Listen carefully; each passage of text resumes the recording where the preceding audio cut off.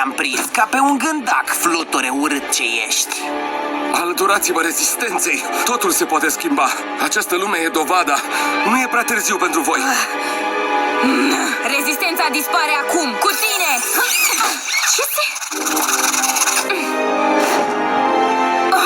Nu credeam că voi spune asta vreodată, dar... Dați-i drumul omului fluture! Încă un gândac cu buline? Numele e Buburuza. Cum zici tu, parazitule? Înmânați miraculoșii voștri. Ei nu se folosesc în scopuri rele, doar pentru binele comun. Ce siropos! O să vomit un chem de păr.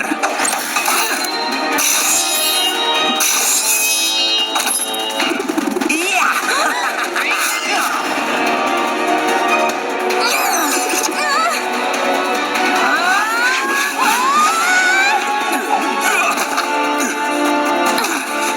Talisman norocos!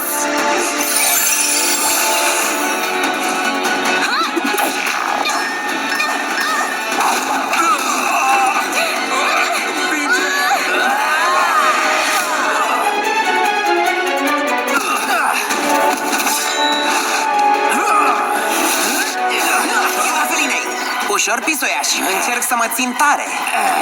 Crezi că tu ești motanul tare?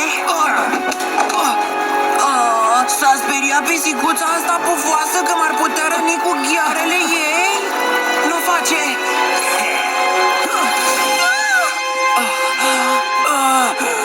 Nu e niciun motan negru mai tare ca motanul ăsta?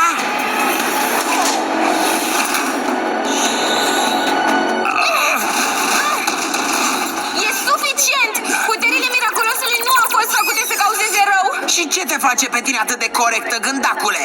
Ești a poliției superputerilor? Talisman norocos!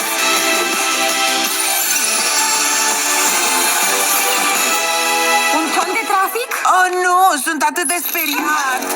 Chiar Felinei! De ce acești eroi acumatizați primesc toate puterile magice și noi nu? Nu-i corect! Nu sunt acumatizați. Atunci ce sunt? Sunt Bubumbra și Gheară Noară. Și tu cine pisici ești? Butterfly, e o onoare. Știu, îți voi explica totul mai târziu.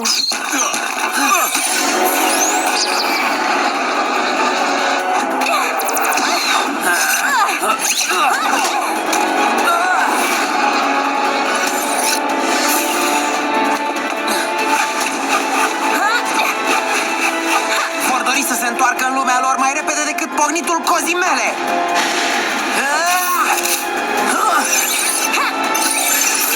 Ai grijă, motanar!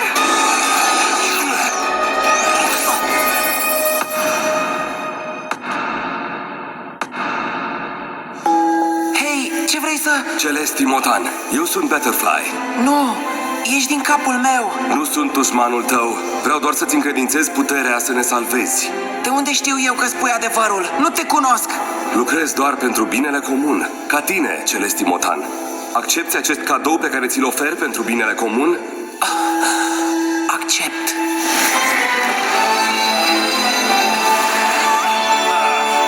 Vedeți că decolăm?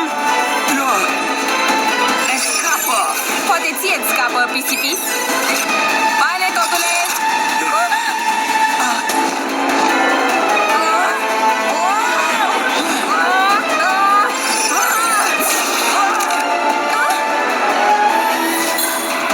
Dragi pasageri, acum vă puteți decupla centura.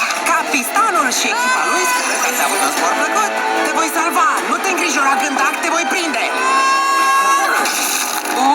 Ce păcat, am fost cât pe ci.